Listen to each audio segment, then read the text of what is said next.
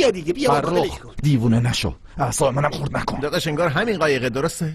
این همون زنه نیست؟ آره همون زنه است که تو کافه بود. جوونا خوش اومدی. بیاین. آخ وای من حالم داره به هم میخوره. هوف اصلا خوب نیست. نازک نارنجی کی با خودتون آوردی؟ به خدا من دریا زده هم میشم. من سوار قایق نشم، شما برین، من تو همین رستوران منتظرتون میمونم. اگرم چیزی شد زنگ میزنم پلیس بیاد. به جون مادرتون من همینجا بمونم. فرخ زنه داره ما رو نگاه میکنه، درست رفتار کن. دخترا بفرمایید. اول شما بفرمایید. بیا نزنیم. میگم این اوکیه؟ سلام. اوکیه برم. سلام، چه خوب شد که باز شما رو دیدیم. آی منم از دیدن شما خیلی خوشحالم جوونا. سلام. خب بچه‌ها یه سورپرایز خیلی خوب براتون دارم. واقعا؟ چه سورپرایزی؟ میخوام بدزدمتون. آی خیلی فکر خوبیه، حرف نداریم. من بهت گفتم این زن ما رو تومه جک و جونورا میکنه. به خدا داریم میمیریم. من آرزو داشتم قایق بخرم، نه اینکه تو قایق بمیرم. بشینین دیگه، چرا سرپا موندین؟ زود باشین. بشینین.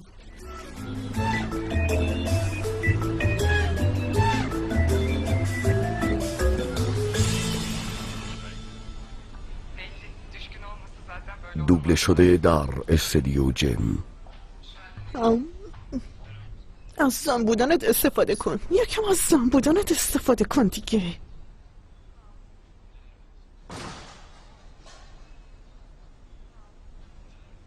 وای این چقدر خوشمزه است.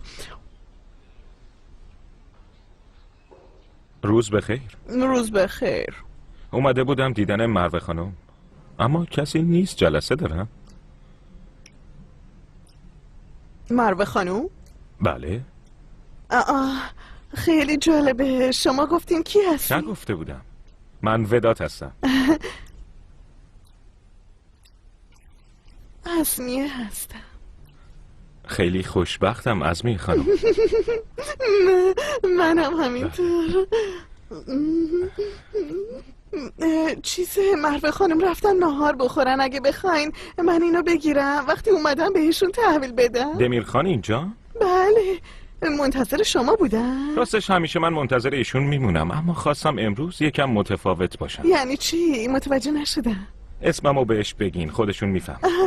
البته خیلی ببخشین. الو دمیر خان، وداد خان تشریف آوردن، منتظر شمان. عجب قطع کردن. وداد روزی بهتر از این نبود که بیای؟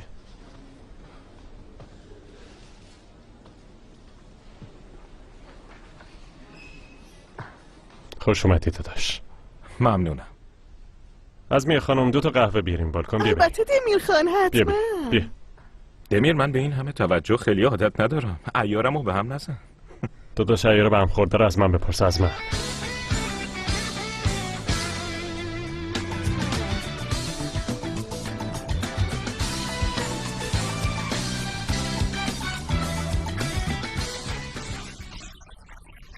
راستش بوراک نگفته بود قرارمون با شماست، اما تصمیم خیلی درستی. آفرین بوراک جون.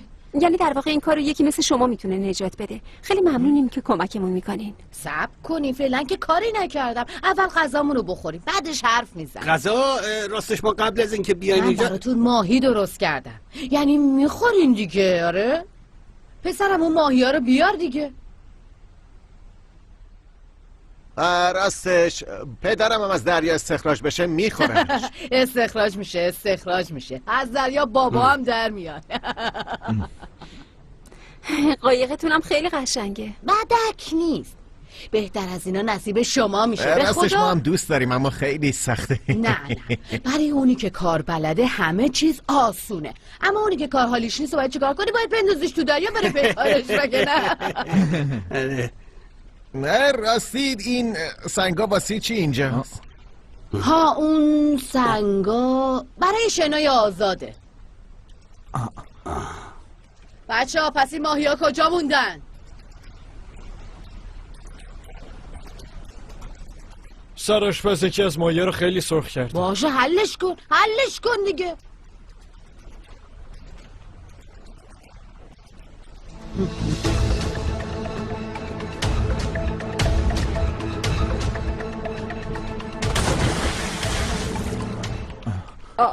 اونجا چه خبره؟ چیزی نیست. حتما گرما بهش فشار آورده. آخه هوا خیلی گرمه. یه 10 سالیه که همچین گرمایی ندیده بودم. بدجوری گرمه. خب دخترها تصمیم گرفتین که خلاقیت به خرج بدین. پس هر چی تو چنتتون دارین رو کنین. خیلی کنجکاو شدم. گوشم با شما. زود باشین بگین.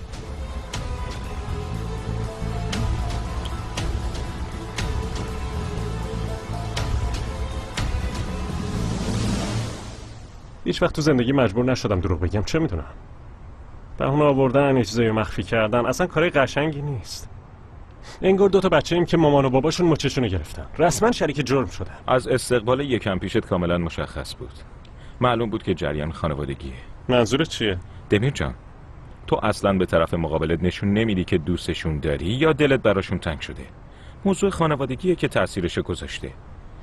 یعنی اون خونه داداش، آخرین بار 6 سالت بود که پدر و مادرت تو اون خونه کنار هم دیدی. الان خانواده دختره اومده. این بار تو فقط مجبور به دروغ گفتن نیستی، بیشتر از ایناست.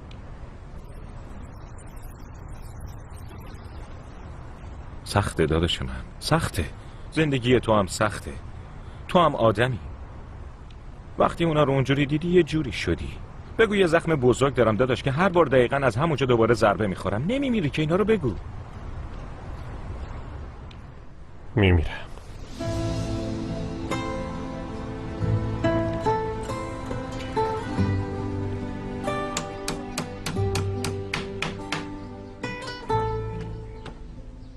خوبه.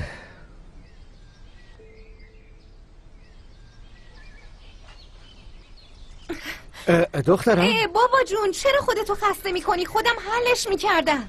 دخترم تو چرا اومدی؟ همینطوری هم دیرت شده. همه رفتن نهار، منم بدو اومدم شما رو ببینم. ببین چیزایی که دوست داری و خریدم. کباب پیستیکلی، بیچاکاراسی، علی نازیک، کوفته خام، شیر برنج. عزیزم پولاتو خرج نمی کردی، مادرت یه چیزایی آماده میکرد. در ضمن اینجوری سر خود از شرکت نیا، بعدن میگن بی نظمی ها. حالا بذار امروز اینطوری باشه. مامانم کجاست؟ بالاست. بگو ببینم چرا اومدی خونه؟ اومدم با هم غذا بخوریم بابا. آها، غذا. یعنی میخوای بگی برای این نیومدی که یه وقت تو خونه یه چیزایی رو نبینی؟ این چه حرفیه؟ چی هست که نخوام شماها ببینی؟ در ضمن خونه مال شماست، هر کاری دوست دارین بکنین. فقط خواستم باهاتون وقت بگذرونم. خیلی خوب، باشه. فعلا اینجوری باشه. پس من برم مامانو صدا کنم تا غذا سرد نشده. باشه.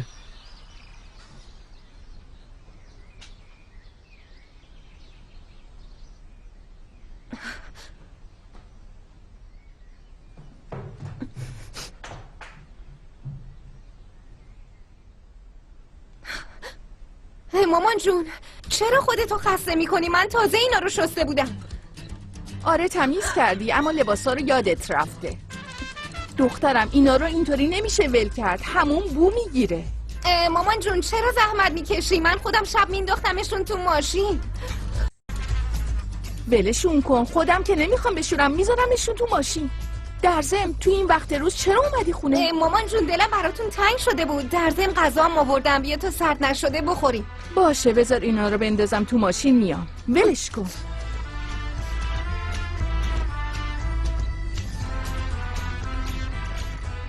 عجیبه. دنبال چی میگردی؟ هیچی، گفتم ببینم چیزی اگه کم و کس داریم بخرم.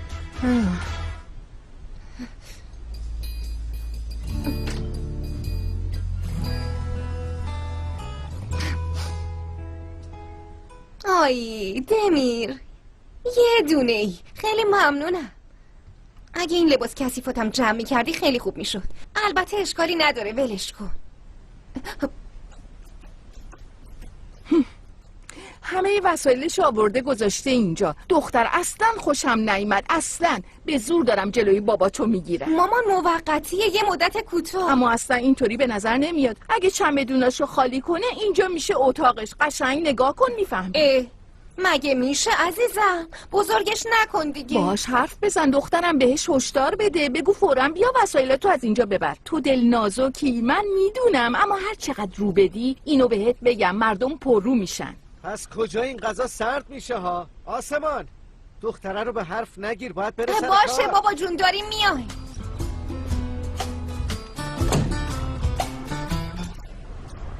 خب چطور تونستی همه چی رو تو 10 دقیقه جمع جور کنی؟ دیگه عادت کردم. وقتی اون همه سال تو خوابگاه زندگی کنی، بعدش هم وقتی تو کشورهای مختلف زندگی کنی، سعی میکنی دیگه به هیچ جا عادت نکنی. اما این دفعه داشتم عادت میکردم. من به اونجا تعلق دارم.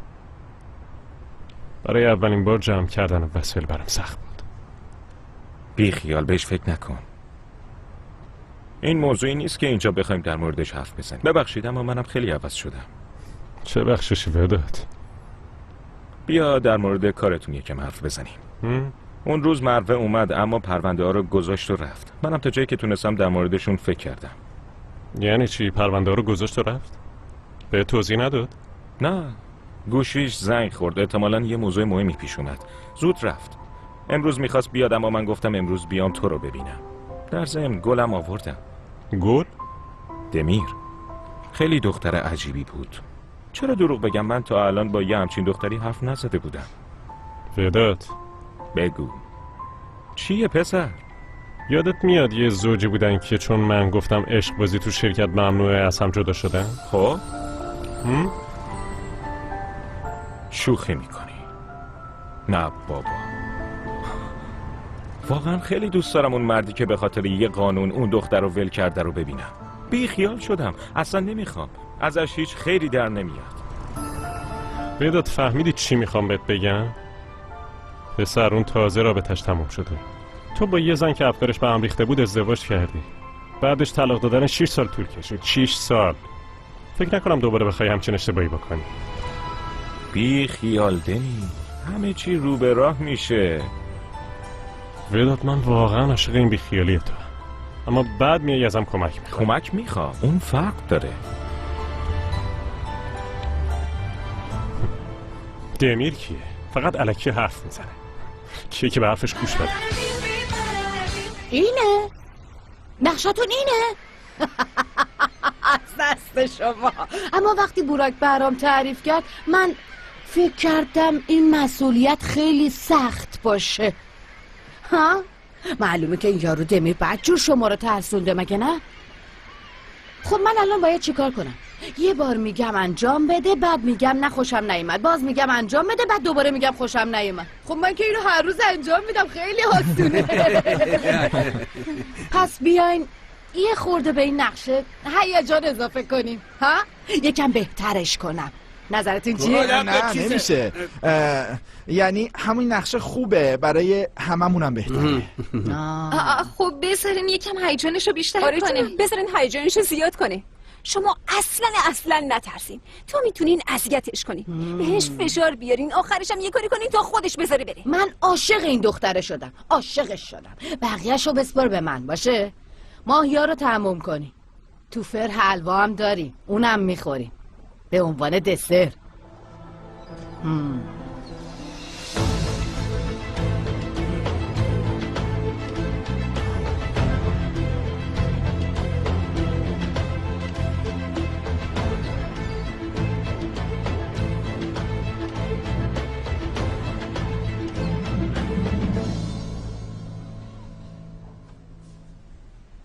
گلای تازه رو برای اتاق دمیر جون آوردم تا شب خوب بخوابه. خیلی بوی خوبی میپیچه. لیلا جون ببینم این همون پارچه ای نیست که تو جهیزیه ای تو گذاشته بودی؟ نه، اینا از هموناییه که تو کمد گذاشتیم. دروغ نگو دختر، اینا همون پارچه هایی که مامان خدا بیامرزمون برای جهیزیه تو درست کرده بود. فیروزه حالا اگه از جهیزیه باشه چی میشه؟ دیگه کی میخوایم ازش استفاده کنیم؟ بچه‌م که نداریم به عنوان جهیزیه بهش بدیم. حداقل الکی هم که شده برادرزادم امروز رو اینا بخوابه.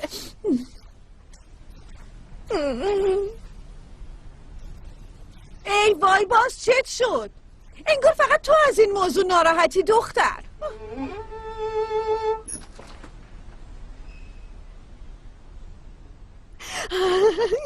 خوش اومدین بورک خان.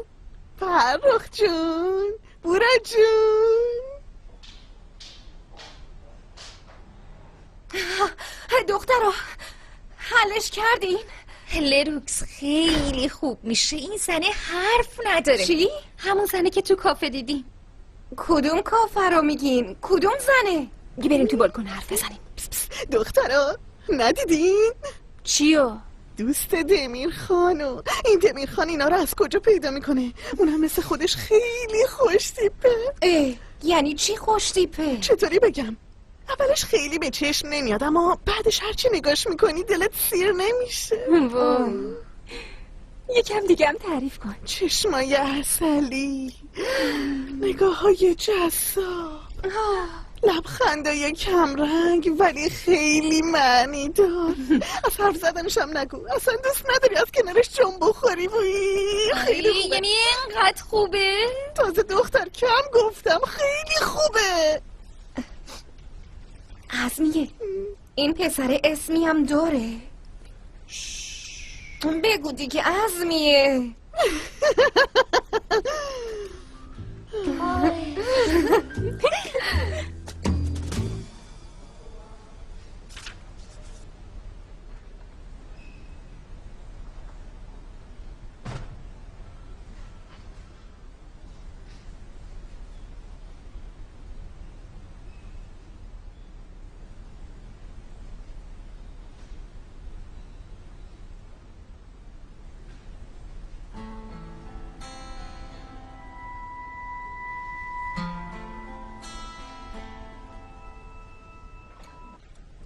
آره به خدا. مروه میشه یه لحظه بیای بالکن، باید حرف بزنیم. ولی تازه اومدم. میگم باید حرف بزنیم. برو چی شده؟ خواهش میکنم یه لحظه لطفاً دخالت نکنین. بیا بریم. چی شده؟ مشکلت چی آخه؟ یکم دیگه میفهمی مشکلم چیه مروه جون. لروکس خانم، مروه خانم، بفرمایید. باید با هم دیگه حرف بزنیم.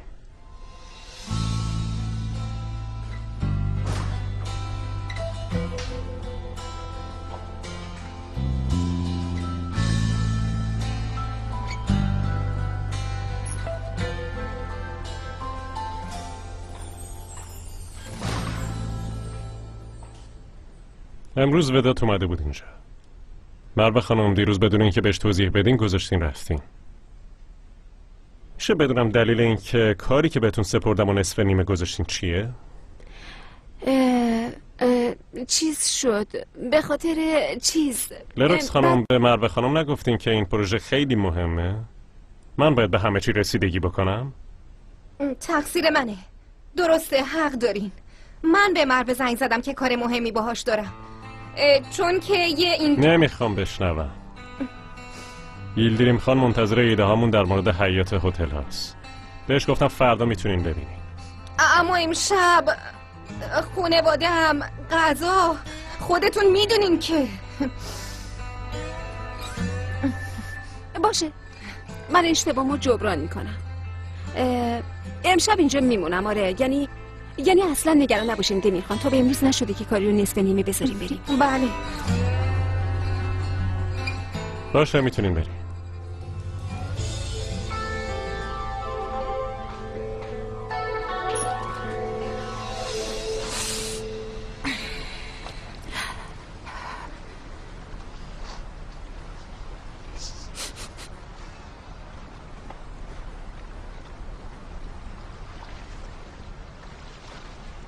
دوبله شده در استدیو جم. میگم خوب کاری کردی اون رو تختی‌ها رو گذاشتی تو اون اتاق. جوونا دیگه از اینجور چیزا خوششون نمیاد. آره یعنی دمیرم خوشش نمیاد. بهتره برم درشون بیارم یه رو تختی دیگه جاش بندازم. لیلا کی میتونه از اون رو تختیای خوشگل خوشش نیاد آخه؟ بذار بفهمه که به فکرشی. ای بابا کافیه، اینقدر قیافه نگیر. بیا بشین. هنوز کلی کار مونده لیلا. میگم با اون یکی مرده چی کار کنیم؟ یه فکری بکن. کدوم مرده؟ اون یارو که تو کار تحاله. صبح که نتونستیم با لروکس حرف بزنیم، رابطه‌شون هم درست نکردیم هنوز. ای همش اطراف خونه دختره میگرده، نکنه تعقیبشون کنه خونمونو پیدا کنه. آره درست وقتی که میخوایم میونه دختره و پسره رو درست کنیم و پدر مادرشون رو متقاعد کنیم، یه وقت اون یارو میاد و همه چی رو به هم میزنه. اینطوری همه چی به باد میره، بدبخت میشیم لیلا. به خدا در و دیوارم نمیتونن جلوشو بگیرن، خودشم اندازه دره، بخواد میتونه کوهارم خشمگین. چیکار کنیم فیروزه؟